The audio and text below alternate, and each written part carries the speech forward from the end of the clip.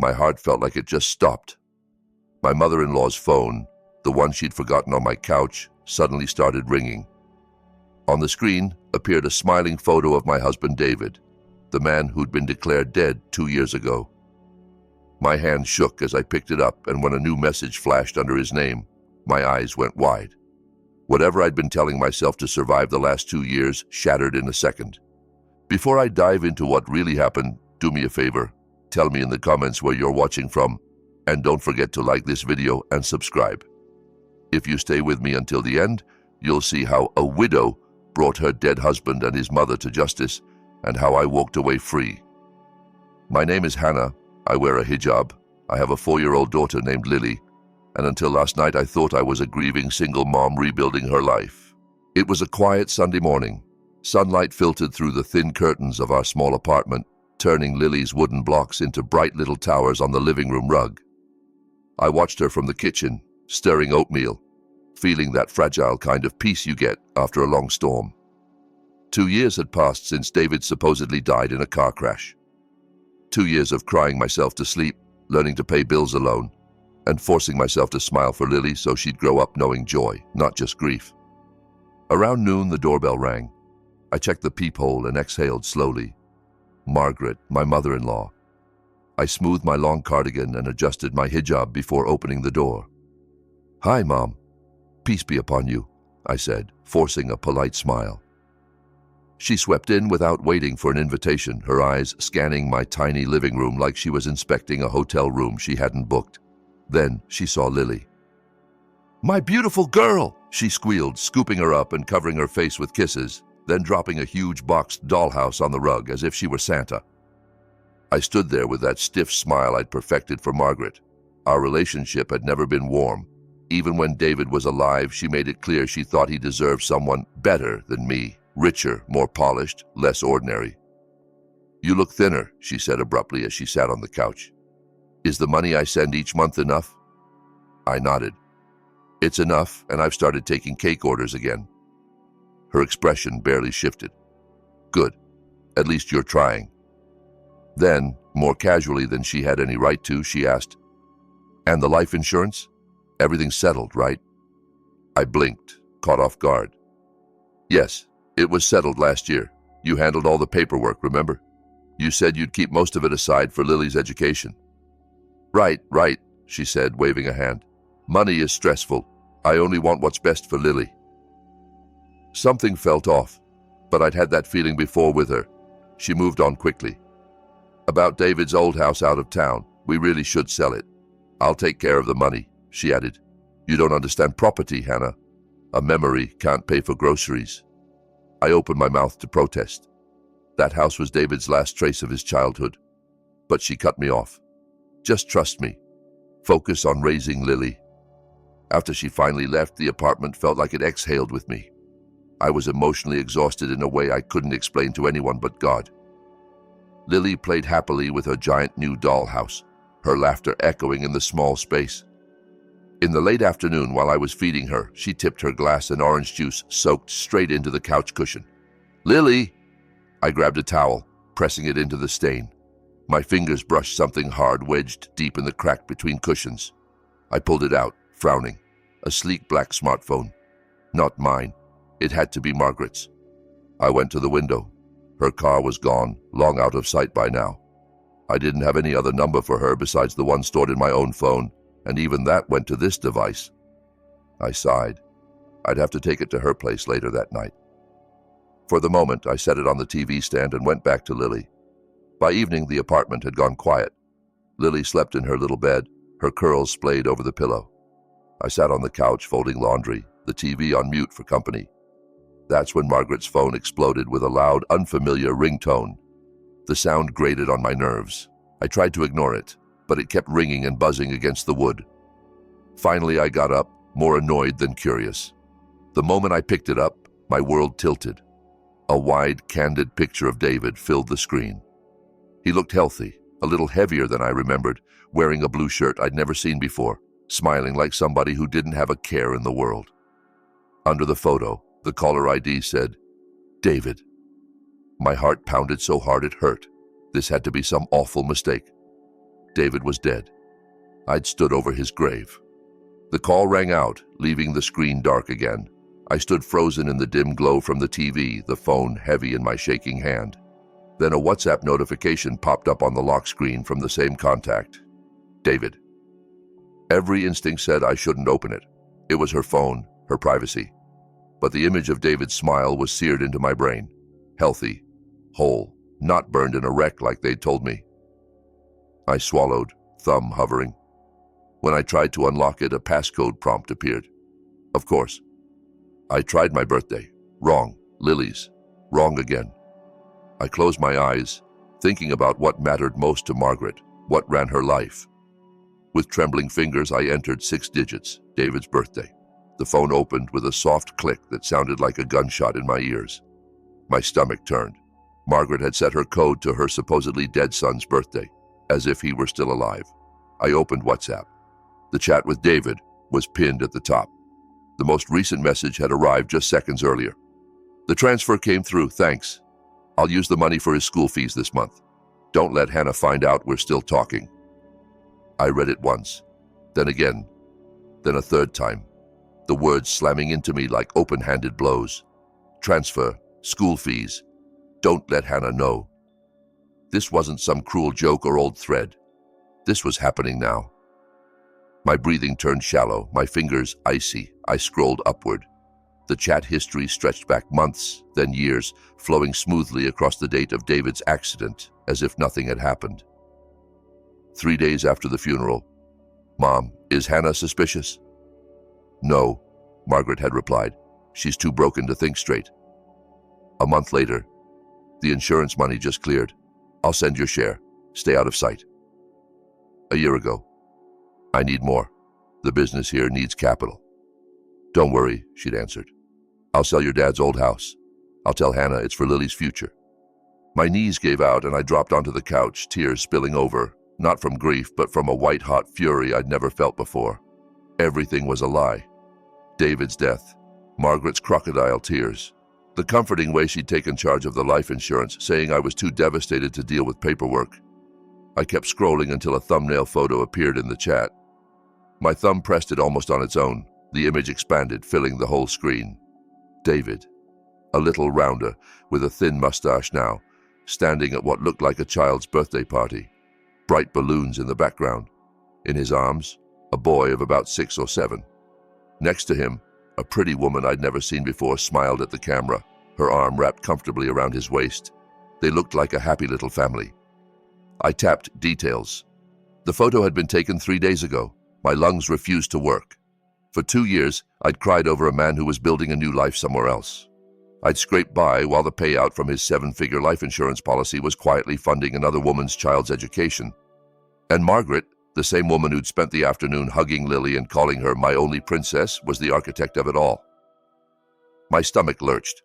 I tossed the phone onto the couch like it was burning my skin, stumbled to the bathroom and vomited until there was nothing left in me but a bitter, hollow rage. When I looked up, the woman in the mirror didn't look like the quiet, grieving Hannah I knew. My hijab was slightly askew, my face pale, my eyes red. But there was something steely there, something hard. Margaret and David hadn't just betrayed me. They'd erased us. They'd turned me into a prop in their little play. The tragic young widow everyone pitied while they drained every cent that should have gone to Lily and me. David hadn't just left. He'd murdered the version of himself that was my husband. I rinsed my face with cold water, but it did nothing to put out the fire in my chest. Back in the living room, the phone lay innocently on the cushion, a silent bomb. I picked it up with 2 fingers as if it smelled bad.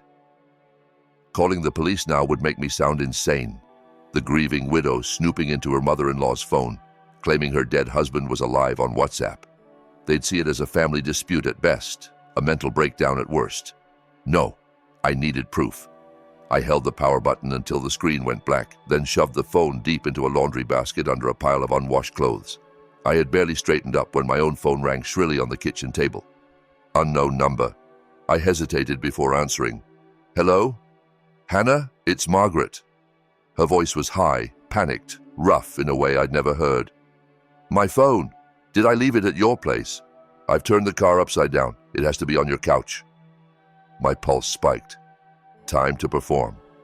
I closed my eyes, summoning every bit of acting I had. "Oh, hi, Mom. Let me check," I said, making my voice sleepy, like I'd just dozed off. I set the phone down for a few seconds, then picked it up again.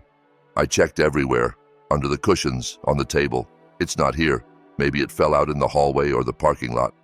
On the other end, I heard her muttering curses under her breath, a side of her I'd never seen. Damn it, stupid. Then the sweet tone slid back into place. "Well, all right. Sorry to bother you this late," she said too quickly. "It's just, all my contacts. I'll handle it tomorrow. Get some rest." When I hung up, my legs went weak with relief. My first lie had worked, and her panic told me everything. There was something on that phone more valuable to her than any contact list, something that could destroy her, and she knew it. The next morning, the doorbell didn't ring. It was hammered. Lily was still in pajamas, rubbing her eyes, when I checked the peephole. Margaret stood there with wild eyes, her hair slightly disheveled, lips pressed into a thin line. My heart stuttered. I opened the door a crack. "Peace be upon you, Mom. Is everything okay?" She pushed past me without answering, marching straight to the couch. Cushion after cushion hit the floor as she tore the sofa apart with frantic hands. "Mom, what are you doing?" I asked, feigning confusion. "I told you last night it's not here." She spun on me, eyes blazing. "You're lying," she hissed. "You found it. Where did you hide it?" I flinched, stepping back, letting my voice wobble.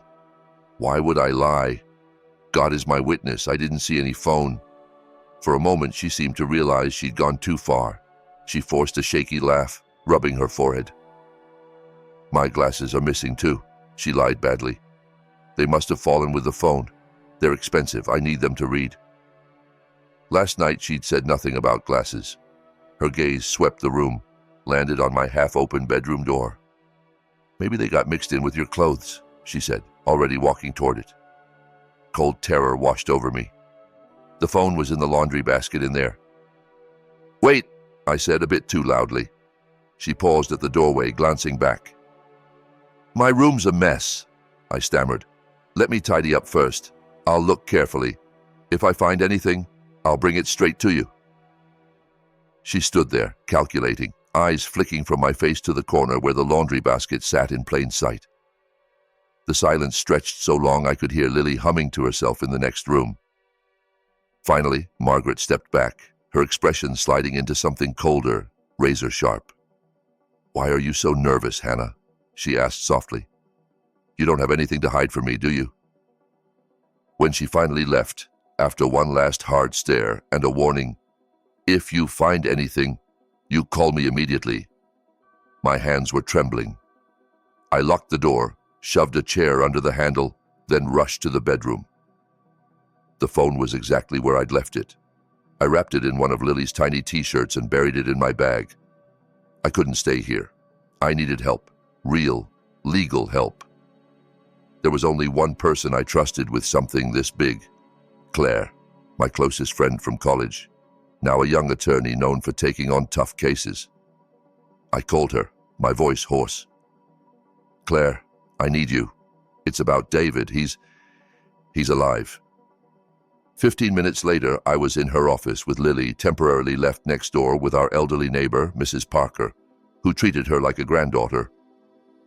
Claire listened without interrupting as I spilled everything. Margaret's phone, the messages, the photo of David with another woman and a little boy, the doctor's weird email in the drafts. Her face went from skepticism to horror to cold focus. We plugged Margaret's phone into Claire's laptop. I'd already unlocked it once. The code still worked. Claire copied photos, screenshots, chat logs, every damning piece of data onto an encrypted drive. "This is huge," she said, "but there's a problem. You accessed her phone without permission. A good defense lawyer could argue this part is inadmissible." My chest clenched. "So it's all useless?" "No," she said quickly. "It's a map. Now we know what they did and who's involved. We just need one piece of irrefutable, legally obtained proof that David, legally dead, is still breathing somewhere." She pulled up the phone's location history. Among Margaret's routine trips from her house to my apartment and the grocery store, one address appeared again and again, always every couple of weeks. A quiet new development in a small town 3 hours away called Blue Creek. Claire zoomed in on satellite view, a modest suburban house with a neat little yard. "They thought they could disappear here," she murmured. "We're going to prove they didn't." We left Lily safe with Mrs. Parker, who believed we were dealing with some urgent family paperwork, and hit the highway in my car. The drive to Blue Creek felt endless. I gripped the steering wheel so hard my knuckles went white, replaying David's voice and laugh in my head, wondering what I'd say if I saw him. Beside me, Claire scrolled through legal statutes on her phone, planning the next steps. By the time we parked a few houses down from the address, under the shade of a leafy tree, my legs felt like water. We waited. An hour, then 2. Delivery trucks came and went. Kids on bikes laughed as they rode past us. My hopes started to sag. Around 3 in the afternoon, the front door of the house opened. A woman stepped out, pretty, mid-30s, in a casual dress I recognized from the photos. Nina. She took the hand of a boy in a school uniform. Ryan. They walked toward a small playground across the street, laughing about something, the picture of a normal mother and son. "That's them," I whispered. "Get your phone," Claire murmured, "but don't film yet. We need him." As if on cue, the door opened again, and a man stepped out onto the porch holding a mug of coffee. Shorts, t-shirt, a little heavier, a mustache now, but I would have known him in a crowd of thousands. David, my husband, the man I'd mourned for 2 years. He leaned on the porch pillar, calling after them, "Don't stay too long, we'll eat when you get back." His voice, once a comfort, now made my skin crawl. I forced myself to breathe, to lift my phone, to tap record. I zoomed in on his face, catching the way he sipped his coffee, the way he shifted his weight, the small scar on his jaw only I knew was there. Evidence. Proof. Maybe he felt the weight of my stare because suddenly his smile faded. He lowered the mug and scanned the quiet street, his eyes locking on my car for a single electric second. He recognized it. Of course he did. It was in his name once. Shock twisted his features, draining them of color. His mouth dropped open. "Claire," I whispered, "he sees us." "Hold the camera steady," she snapped, sliding into the driver's seat. David shouted something toward the playground, then disappeared back inside. "Seatbelt, now." Claire slammed the car into gear. As we pulled away, I glanced in the rearview mirror. David burst back out onto the lawn with his phone pressed to his ear, staring after us like he'd seen a ghost. I didn't have to guess who he was calling. His mother. They knew the ghost had come back to haunt them. On the highway back to the city, the car hummed and the world blurred past, but my mind was painfully sharp. I had the video. I'd seen him alive. But that also meant he'd seen me alive in a way he hadn't planned on. Claire finally spoke. "We can't go home or to my office. They'll guess you came to me. We need someone who can move fast and stay clean." She dialed a number from memory. "Detective Collins, it's Claire. I've got something big. Staged death, insurance fraud, fake death certificate, and the supposedly dead husband on video, recorded literally 15 minutes ago. If we don't move now, they'll run." He told us to meet him at a small police outpost just off the highway, away from both my apartment and Claire's office. When we arrived, the place smelled of stale coffee and old paperwork. Detective Collins was already there, tall, serious, eyes sharp in a tired face. We laid everything out in his tiny back office. First the video of David in Blue Creek, replayed twice, then selected screenshots printed from Claire's encrypted drive. The message about not letting Hannah know, mentions of the insurance money, the half-typed email to a Dr. Harris about a death certificate for an unidentified body. Collins' jaw clenched as he read. "This is beyond fraud," he muttered. "This is desecration. This is conspiracy." He explained the legal tightrope. Much of what we'd pulled from the phone could be challenged in court because of how we got it. But the video of David walking around alive, filmed from a public street, was solid. "This gives us probable cause," he said. He'd already asked his team to flag Margaret's and David's names. As we were talking, his phone buzzed. He listened, then looked up grimly. 10 minutes after your husband saw you, someone tried to book 3 one-way tickets to Singapore. Margaret, David, and a boy named Ryan. We've already put a stop on their travel documents so they can't leave the country, but we can't risk a messy arrest in an airport. We need them together, somewhere controlled. Where will they meet? Claire asked. We have no idea where they'll go next. Collins turned to me. Think. Right now, they're terrified of two things: the police and you. They know you've seen David. Margaret knows her phone is missing. You're the one loose thread in their perfect story. The reality of that sank in. I was both the victim and, in their eyes, the problem they needed to get rid of. We can't predict where they'll go, he continued, so we make them come to us, to a place we choose. And for that, we need bait they can't resist. His gaze fell on Margaret's phone and then on me. We use both. Claire immediately objected. Absolutely not. You can't turn Hannah into live bait. Margaret is desperate. We don't know what she'll do. Collins didn't flinch. That's exactly why we'll have a full team hiding around you.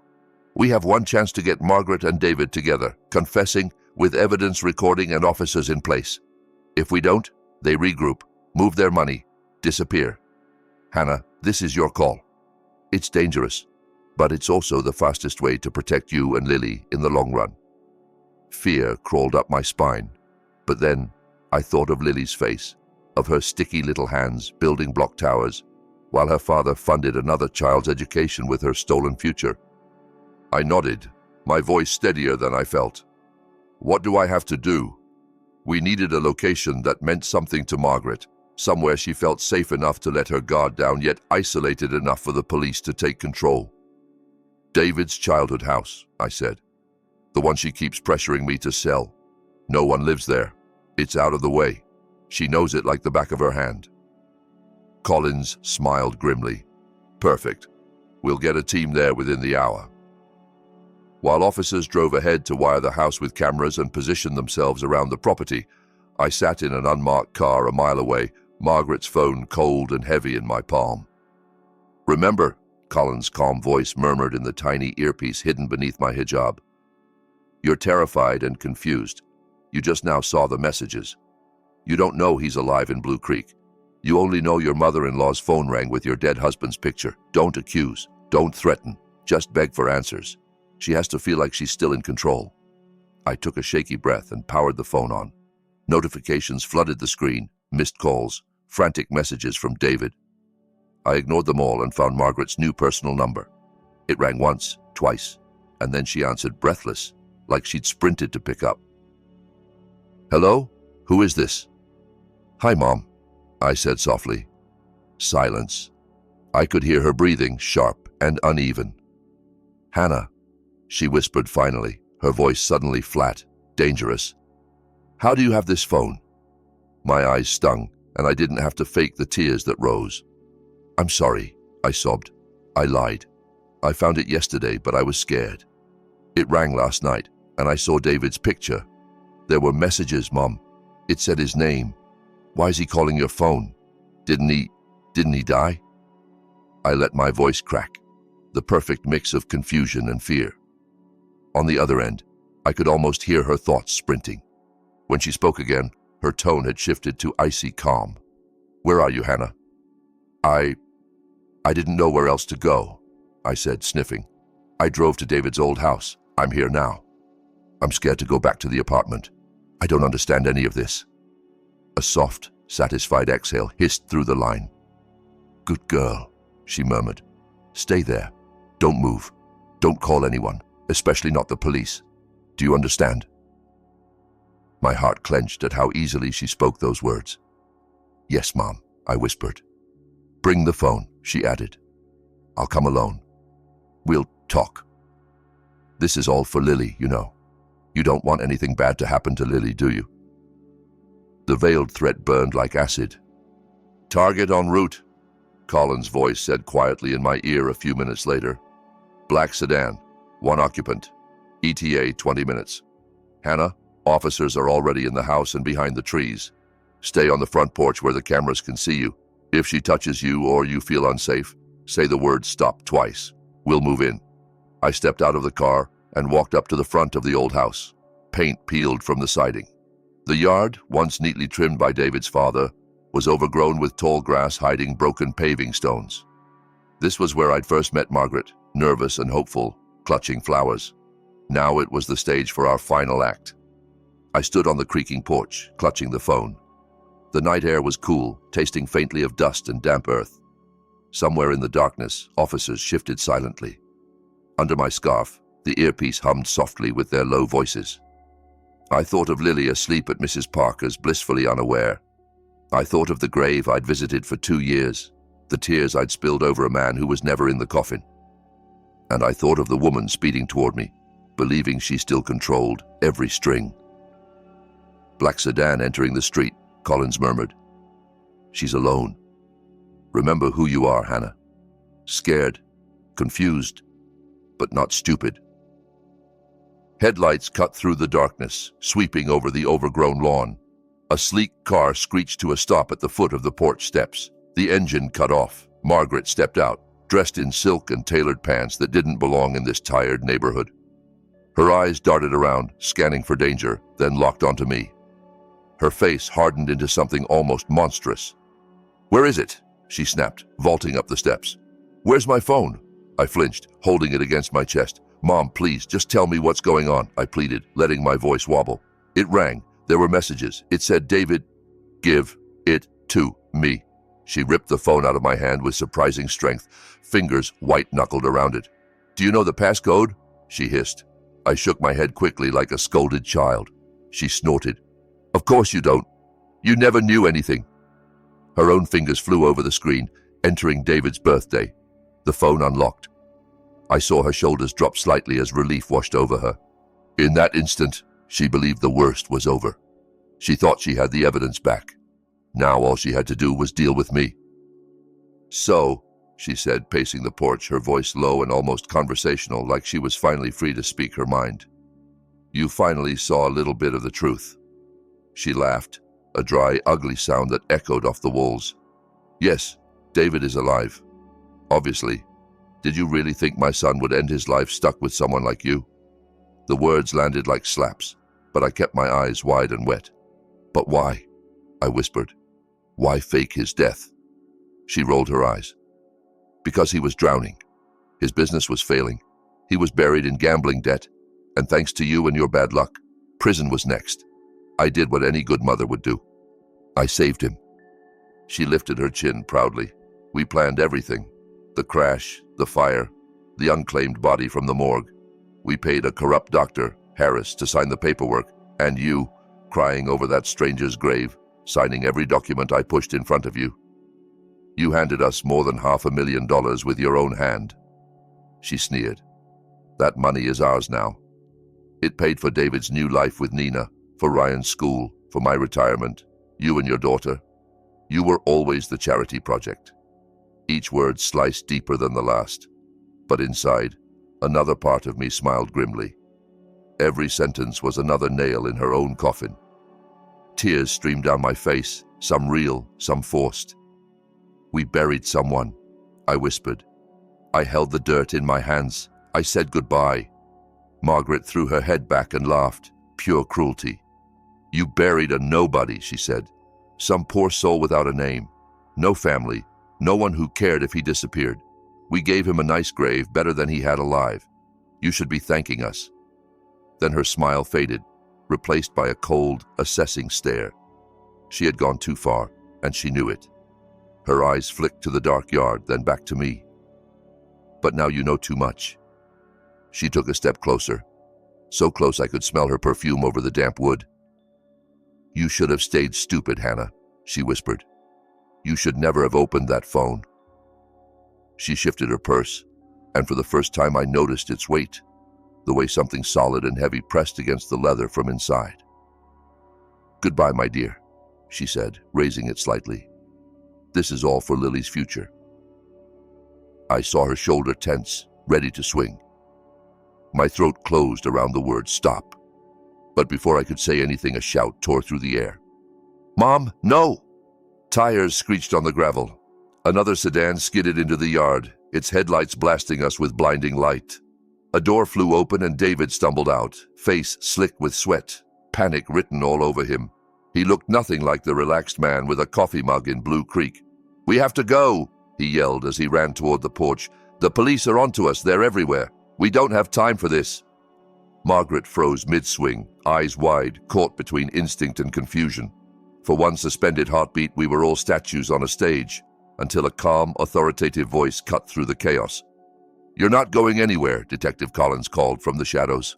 Floodlights snapped on from the trees and corners of the house, turning night into harsh white day. Figures emerged from the darkness, plainclothes officers, some with bulletproof vests and guns drawn. Claire stepped out from behind a tree, phone in hand, recording. "Hands up!" Collins shouted. "Margaret Caldwell, David Caldwell, you're both under arrest." Margaret's purse slipped from her fingers and hit the porch with a heavy thud. A metal object inside clanged against the wood. She stared, first at the lights, then at David, then at me, her expression crumbling into disbelief. David froze halfway up the steps, his gaze locking on mine. For a second, neither of us was the person we'd become. We were just two ghosts from a different life, staring at each other. Then reality slammed back. "This is a trap," Margaret screeched, pointing at me. "She tricked us, that ungrateful little snake." I stepped forward into the floodlights, my legs finally steady. Slowly, I lifted a hand to my ear and adjusted my scarf, revealing the tiny earpiece tucked beneath it. "Your confession was recorded, Mom," I said quietly, my voice carrying in the still air.